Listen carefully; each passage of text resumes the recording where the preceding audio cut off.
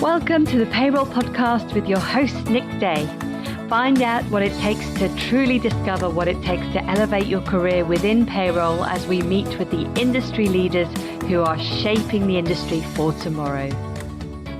Hello and welcome back to the Payroll Podcast. This is a special spring budget special. I'm joined today by Simon Parsons, Director of UK Compliance Strategies at SD Worx. Simon, for those not familiar, is a specialist in UK tax, payroll legislation, social insurance legislation, and all things payroll software related. He's a fellow panellist as well on Payroll Question Time, which if you are not familiar with, the next one takes place on the 8th of April, which is a live webinar, and I'll put a link in the show notes if you want to join. I imagine we'll be talking more about the spring budget during the next PQT as well. Now, for those who may not be in the know, the Chancellor, Rishi Sunak, yesterday made his annual spring statement where he set out the government's tax plan to support the UK economy, businesses and families in both the short and the medium term. Now, this is breaking news, essentially, that's going to really impact payroll professionals in the new 2022-2023 tax year. There are a few major elements that really stuck out concerning national insurance, the employment allowance, income tax, and even reductions in duty on diesel and petrol. But rather than me tell you about those, I'm going to pass over to my resident expert here, Simon Parsons, to say welcome to the show for this spring special. And let's dive in. What were the major announcements made by the Chancellor yesterday as part of his plan? Yeah, thanks, Nick, and it's good to be with you today. And let's talk about Rishi's plans for Britain and what's changing. So let's start with national insurance contributions. So the indication from the discussion yesterday, or his speech, was that he was going to uplift the primary threshold by £300 originally, but then he confirmed that he's going to uplift it by £3,000. The reality is he's not. He's uplifting it by £3,000 minus 3 months worth. So if we take £900 off that, he's actually uplifting it by £2,100 for the 22-23 tax year, and then it's the full £3,000 thereafter. So what is in effect is aligning from July the 6th the tax-free element value to be associated with national insurance contribution start point. So £12,570 per annum. As I say, it's not really £12,570 for this tax year. It's actually £11,908, which is the value you'll have seen set for directors as well, because directors are on an annual method. So interesting. How will that be applied? Well, software will need to be updated and readied and tested and delivered. And if you're operating your own, so you do your own parameters, there is going to be a 2-stage application of national insurance this year. For the first 3 months on the original announced values from November last year, and from July the 6th onwards, under the new primary thresholds that have been announced. What decides which you use? Point of payment decides it. So if you pay it on the 5th, use old. If you pay it on the 6th, use new of July, that is onwards.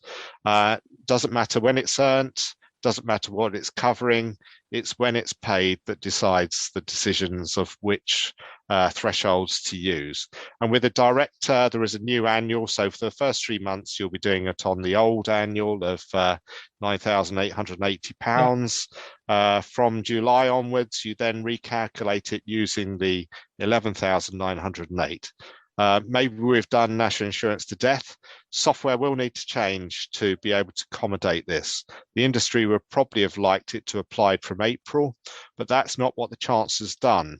Now, some on social media, I'm kind of saying, well, software developers delay this. I don't think software developers have delayed this. Is that because it's cumulative? Yesterday, and it's not. Well, with directors, it's cumulative annual amounts, yes. Okay. But we could say, why didn't we just do it from April? And if it was a bit late, sweep it up. I think the real challenge is it's got to get parliamentary approval yet. So it's not even law. So that's got to go through, hence why it's later than April. That's the real reason. Okay. So many people won't be aware of that. So What are the main questions you're seeing on social in the payroll groups that we're both part of, we're seeing a few payroll managers come in with some questions on this. What are the main points of contention or points of clarification? Well, again, I think a lot of people are saying, why don't we just do it from April? Yeah. Of course, April will have already happened for many because we're now towards the back end of March and payroll process is quite in advance. So some April payments have gone. They're all set. But generally, I'd agree with the view, but we know it's because it's got to go through parliamentary timetable to become law is one of the reasons, and they're not backdating it. In the past, we may have had May, but lots of people will be asking about, oh, they worked here, it's paid there, what do we do? But again, it's the principle. When you pay it is what judges the calculation rule. Okay. It's not about when it's earned. So that's the main headline news in relation to national insurance. There were other changes as well in relation to the employment allowance, which I believe has been increased. Yes. Yeah, so same qualification for employment allowance, except a lot of employers with the increased employer national insurance liabilities or secondary NI liabilities will find themselves increasingly being taken out of qualifying for an employment allowance. And this was a bit of an unknown prediction, but thing that came along is that the employment allowance is increasing from the current £4,000 per annum to £5,000 per annum from the 6th of April. As it's an annual amount again, I think that will catch up.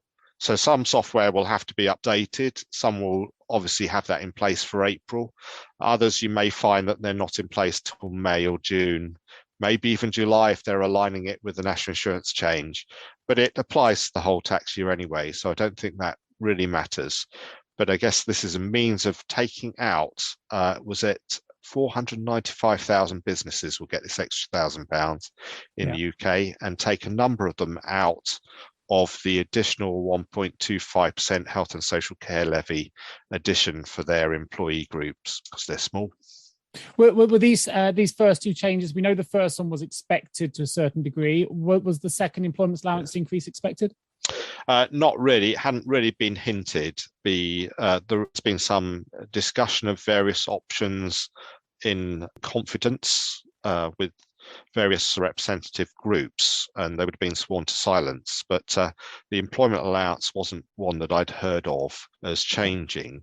However, it is 2 years since it changed. So it changed last time in 2020. And before that, was it, I'm doing this from memory now, 2018, but originally came in 2014. So there is an element of, seems to be a pattern developing. Yeah.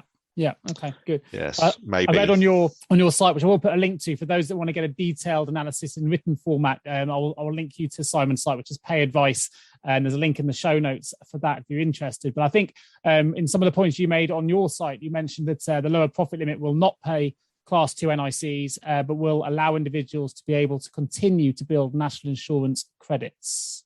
Yeah, and that's something I hear because, in social media, I see people asking about what's the minimum they should pay directors. Yes, all sounds like IR35 stroke directors and things like that going on there, and take advantage of dividends. To receive state pension, you just need to pay at the lower earnings limit. Yeah, absolutely right. That makes sense. Although I do think as directors, I'm probably in that category to a certain degree, they are aligning it much more now. It doesn't really matter whether you're PAYE or directors, I don't think. I think some of the... It's aligning with the tax-free amount, really. So you go up to the primary threshold, wouldn't you, and the tax-free amount. So you don't. Although, of course, dividends over the limits attract the health and social care levy as well. But the initial 2,000 that people talk about doesn't. Excellent. And we talk about income tax. The basic rate of income tax is going to be reduced from 20% to 19%. It's not immediate. I believe that's in 2024. Was that something you were expecting? That's right. No, and it's a few years away, isn't it? Years since we last had a cut in income tax rates, or it will be. So they're announcing, but it's nicely timed, isn't it? So maybe it gives an indication of when there's going to be a next general election. Yeah, for sure. Yes. So we're all going to get a tax cut. Have you ever asked yourself, how can I recruit payroll staff effectively? Please don't give up on your recruitment project just yet. Here at JGA Payroll Recruitment, we appreciate the difficulties associated with attracting, recruiting and retaining top payroll talent. We also understand just how costly a poor payroll hire can be. JGA Recruitment are a niche payroll recruitment agency who will partner with you to resource payroll candidates who will improve both the accuracy and efficiency of your payroll department. Contact us today on 01727 800 377 or visit jgarecruitment.com to find out more. And real hot topic at the moment, particularly for those that look, struggling with the new fuel prices, which seem to be constantly escalating. People moving to electric vehicles, and obviously only electric vehicles being sold, I think, from 2030 onwards by new establishments. But there is an immediate reduction on duty on diesel and petrol. Tell us more about that change. Price is going up, the VAT will go up, but the car fuel duty is being dropped by 4p from 6 p.m. last night. Some of the supermarkets have indicated that they would drop it more. So I think Asda and Sainsbury's indicated that they'd cut off more than 6p a litre. Or 5p a litre, sorry. Let's get the value right. I think they're probably doing 6p a litre cuts. Yeah. So there's an element of, I don't know if that will cause a rush and we'll all be going out and filling our vehicles like when we were told that a certain delivery company couldn't deliver to a certain retailer. Yeah. And we all thought, oh my goodness, better go and fill up every vehicle's tank to the full. Yeah, we'll have to see what happens. I know there were some questions on the last payroll question time we ran where people may have been hoping for a slightly higher mileage allowance change to be given. That hasn't been changed for some time. I don't think we were expecting any changes here necessarily. I think we all agreed on the panel that it probably suffices as it is, even with rising fuel prices. But were you surprised that nothing was announced on that side? No, not at all. A statement isn't really a full budget, so the considerations there, and I think they think that the 45p, this is for where you're using your own vehicle. That's for right. Business use. Were there any announcements that weren't made or that you're expecting at this stage? Are there any surprises for you in the spring budget? Not really in relation to employment law or employment matters and payroll. There were some that were heavily hinting that they wanted certain activity, but I think in fairness to Rishi and the Prime Minister, they kind of said they were going ahead with health and social care levy. So I think lots of them kind of said, we didn't want, maybe they get rid of them. And there was lots of speculation that they'd be removed, but they haven't been. The other aspect, I guess, that some employers are waking up to today is that the increase to primary threshold has got nothing to do with the employer contribution. So some have been looking out to see, well, of course, this will match with the secondary threshold being increased. It hasn't been. Okay. It's staying the same. Interesting. Well, of course, listen, Simon, thank you ever so much for joining me today on this very short and quick budget special. Of course, the full details and all the measures, some of which are subject, of course, as Simon mentioned, to parliamentary approval, can be found at the link in the show notes, which links you to the spring statement. And please do take a look at Simon's site, payadvice.uk, which is an excellent site for anyone that wants to stay up to date on all matters related to payroll. It's a brilliant site and somewhere that I go regularly. And I'll put a link into Simon's LinkedIn profile as well if you want to find out more. Thanks for joining me at short notice. That's all right. Thank you. Pleasure. I look forward to bringing, ditto. I look forward to bringing the next episode of the Payroll Podcast to everybody real soon. Please join us as well at Payroll Question Time, 8th of April. Thanks, everybody. Thank you so much for tuning into the Payroll Podcast with Nick Day of JGA Recruitment. If you need help with a current payroll vacancy, then please get in touch with Nick and his team. All contact details can be found in the episode notes.